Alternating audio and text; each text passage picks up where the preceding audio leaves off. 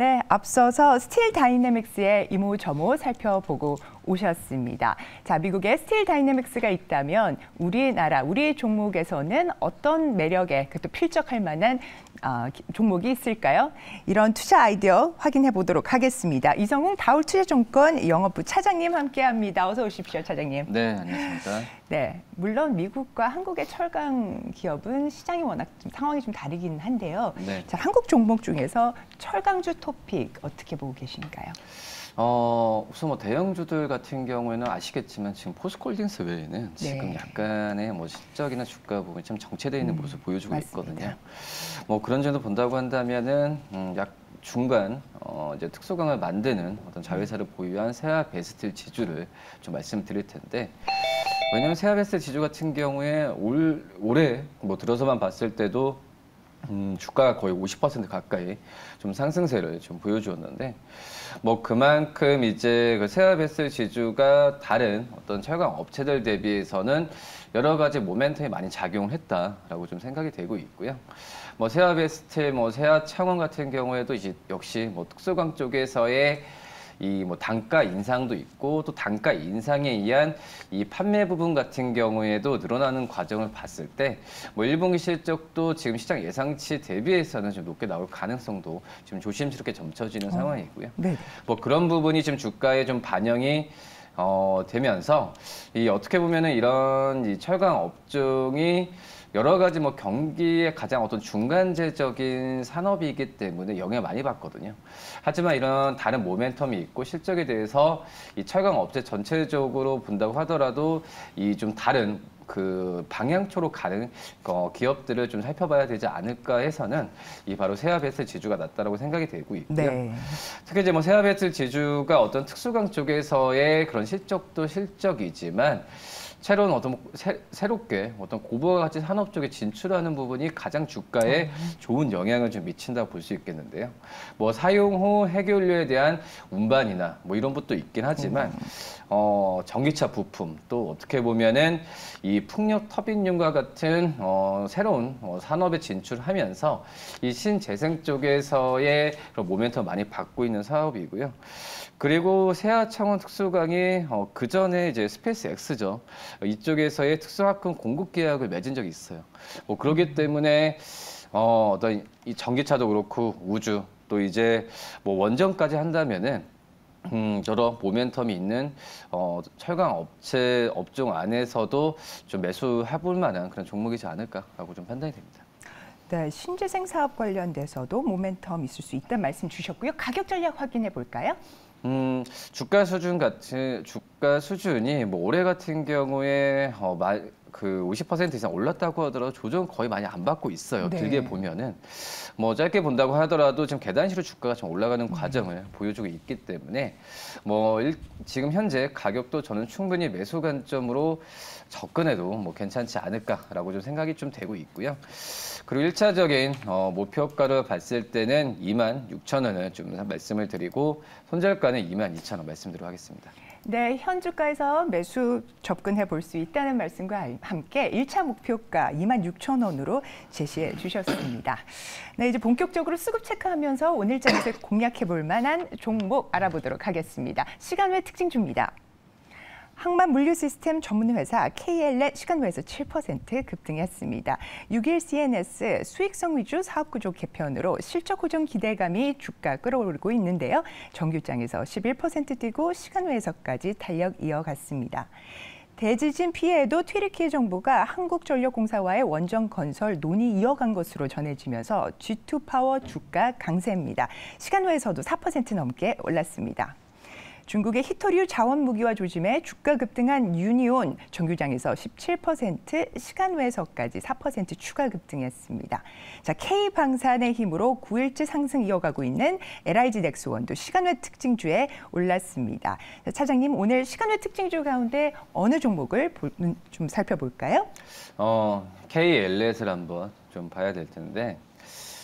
사우디 교통부 장관이 다음 달에 이제 방안에 대한 얘기가 좀 나와주고 있어서 네. 어떻게 보면은 우리나라 인프라 관련주보다도 항만에 좀 특화되어 있는 그런 기업들이 지금 오늘 부각을 받을 가능성이 굉장히 좀 크지 않을까라고 생각이 들면서 네. 뭐 KLF 같은 경우에는 어떻게 보면은 이제 항만 물류에서 이런 토탈 솔루션을 개발하는 업체이기 때문에 대표적인 항만 물류의 관련주라고 좀 부각이 되고 있는 네네. 상황이고요. 지금 현재 본다고 하더라도 KLS이 뭐 주가가 지금 거래량이랑 주가 수준이 거의 뭐 정체되어 있는 모습을 보여주고 있고, 가끔 이제 이런 항만이나 여러 가지 정부 정책이 나왔을 때 거래량과 함께 주가가 좀 뛰는 경향이 좀 있거든요. 네네. 뭐 그거 외에는 지금 현재는 이 어떤 본업의 가치 부분이 폭발적으로 늘어난다라고 좀 말씀을 드리기는 힘들지만 지금 현재 뭐 KLS이 뭐 EDI 서비스나 또 이제 뭐 SN 같은 여러 가지 뭐 인프라 구축에 의한 그런 토탈 솔루션 같은 경우에는 우리나라에서 안정적인 시장을 많이 확보를 하고 있기 때문에 실적주로서 접근한다는 것보다도 이 항만 물류 관련주로서는 저는 어떻게 보면은 좀 안정적인 투자처가 이 KLS이지 않을까라고 좀 생각이 되고 있고요. 또 연간 서비스로 이렇게 이 정부와 어떤 개인 이 사업자의 그 계약을 하고 있기 때문에 이 안정적인 어떤 수익이 좀 차곡차곡 쌓이는 그런 기업이라고 좀 볼 수 있겠습니다. 뭐 그러기 때문에 이 물류비 서비스나 여러 가지 비용이나 뭐 영화 봤을 때도 큰 폭의 어떤 변동성도 많이 나오지는 않고 있기 때문에 이 KLS에 대한 관심을 오늘 한번 가져봐도 나쁘진 않다라고 좀 생각이 됩니다.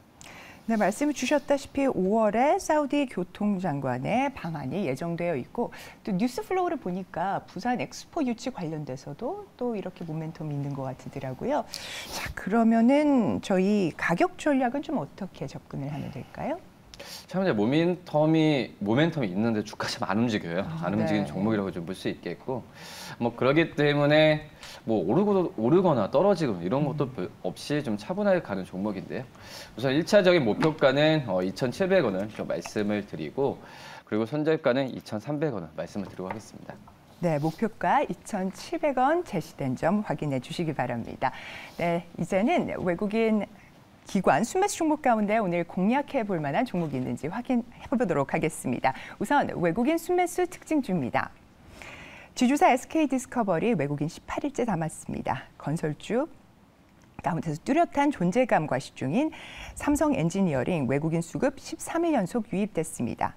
치과용 임플란트 기업 디오 지난 분기 체질 개선 후 호실적 보이고 있습니다. 외국인 8일째 디오 사들였고요.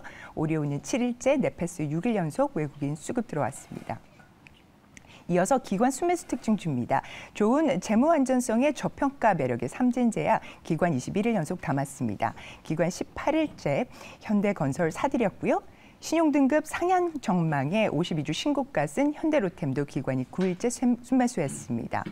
혈당 측정 분석기 개발 판매하는 아이센스와 콘택트 렌즈 제조 판매하는 인터로조도 기관 순매수 특징주에 올랐습니다. 네, 우선 외국인 순매수 특징주 가운데 토픽 꼽아주시죠. 오리온을 좀 말씀을 드리도록 하겠는데, 뭐 지난 주 초까지도 이제 신고가를 기록을 했다가 또 이제 우리나라와 중국 간의 외교적인 뭐 마찰이라고 할 수 있겠죠. 그런 부분이 좀 불거지면서 지난주에 후반부터 주가 좀 조정을 받고 있는데, 뭐 어제도 주가가 좀 그 조정을 받은 상태에서는 한번 좀 외국인은 계속 매수 들어오고 있다. 매수 관점을 오늘 가져가도 괜찮지 않을까라고 좀 생각이 되고 있고요. 지금 뭐 지난 주 초에 그 중국 GDP가 발표가 됐을 때 뭐 어떤 그 전체적인 부분이 예상치보다 좋았다라고 할 수 있겠지만, 뭐 실질적으로 본다고 한다면 뭐 생산이나 투자는 뭐 큰 폭의 상승세를 보여주지 못했고 오히려 소비재 쪽이 두 자릿수 이상의 상승세를 보여주면서 이런 GDP를 견인했다라고 볼 수 있거든요. 뭐 그렇기 때문에 우리나라의 이 중국 그 어떤 GDP에 의한 중국 관련주를 또 슬림화했을 때는 이 소비재 중심으로 들어가야 된다라고 좀 생각이 되고 있고, 이 그런 점에서 본다고 한다면 대표적인 소비재가 이 음식료, 그리고 이 안에서 중국과 또 밀접한 관련이 있는 게 바로 이제 오리온이라고 좀 생각이 되고 있고요. 이 오리온 같은 경우에도 이 뭐 코로나에 대한 영향이 없었던 건 아닙니다. 하지만은 지금 최근에 그 2021년 뭐 9월에 가격 인상 이후에 보면은 지금 그 올해 3월 달에 플러스로 전환하는 모습을 좀 보여주고 있거든요. 이 특히 파이에 대한 이 출고에 대한 부분이 플러스로 전환을 하면서 이 중국 쪽에서의 리오프닝과 함께 실적에 대한 정상화가 지금 정상화가 지금 예상이 되고 있는 상태고, 특히 이제 중국 쪽에서의 이 3월 달에 매출액 증가율보다도 오히려 러시아 쪽에서의 증가가 더 좋았거든요. 네. 뭐 3월 달에 중국 쪽에서 매출액 성장률은 28%대였지만은 이 러시아 쪽은 32%까지 올라오면서 이 러시아 쪽에서의 매출액에 대한 기대감이 이제 해외 쪽으로 봤을 때도 비중이 많이 커지고 있는 상태고, 특히 이제 그 러시아 쪽에서도 어떤 재고 관리나 이런 부분에 있어서 공격적으로 지금 하고 있기 때문에 오히려 이런 공격적인 그 방안이 이 오리온이 뭐 가격 협상이나 이런 부분에 있어서 우위에 있을 가능성이 크다라고 좀 판단이 되고 있습니다. 당연히 이런 부분 같은 경우에는 뭐 나중에 신제품이나 신규 카테고리 쪽으로의 이어졌을 때의 또 가격 협상력에서 우위를 점할 가능성이 크기 때문에 뭐 러시아 매출액이 올라가는과 동시에 어떤 마진 구조도 개선될 가능성이 저는 있다라고 좀 생각이 되고 있고요.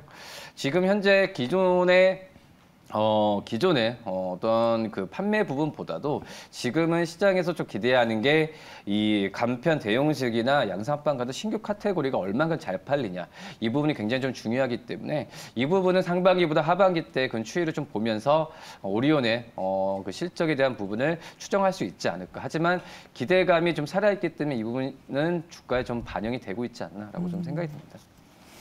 네, 해외 법인의 고성장 추세가 확인되고 있는 오리온입니다. 자, 그러면 가격 전략은 어떻게 접근을 해볼까요? 신고가를 기록한 다음에 좀 조정을 받고 있어요. 네. 근데 이제 조정하는 관점에서 저는 매수 관점 한번 들어도 괜찮지 않을까라고 좀 생각이 되고 있고, 1차적인 목표가는 16만 원, 손절가는 13만 원 말씀드립니다. 네, 오리온의 1차적 목표가 16만 원, 손절가 13만 원 제시됐습니다. 이번에는 기관 순매수 특징주 가운데 토픽 꼽아주시죠. 인터로조 말씀을 좀 드리도록 네. 하겠는데요. 뭐 렌즈 쪽이라고 할 수 있겠지만은 단순 렌즈가 아니라 렌즈 안에서 파생되는 여러 가지 신제품을 좀 신제품을 그 렌즈의 종류를 다양하게 하고 있는 종류고요. 그 기업이고, 근데 이 종류 같은 경우도 이제 뭐 유럽 쪽, 또 국내 쪽, 그리고 다른 고객사에 맞춰서 소품종 다량이라기보다도 다량 그 소품종에 대한 부분에 있어서 소품종 다량이보다는 이 다품종 다량 이런 쪽으로의 그 항상 사업 구조를 만들고 있기 때문에 이 고객사마다 대응하는 부분이 굉장히 좀 빠르고, 뭐 그런 부분에 있어서는 매출이나 이런 부분이 즉각 잡히지 않을까라고 좀 생각이 되고 있고요. 특히 이제 유럽 쪽에서의 매출액에 대한 부분이 상향 추정이 계속 좀 되고 있습니다. 뭐 기존 제품 호조도 그렇지만은 이 뭐 실리콘 클리어 렌즈 같은 여러 가지 새로운 렌즈 쪽에서의 수출 부분과 또 수주 부분이 계속 좀 얘기가 들리고 있거든요. 그렇기 때문에 유럽향 쪽에서의 해외 매출에 대한 기대감은 지금 인터로조의 어떤 가장 키포인트지 않을까라고 좀 생각이 되고 있고요.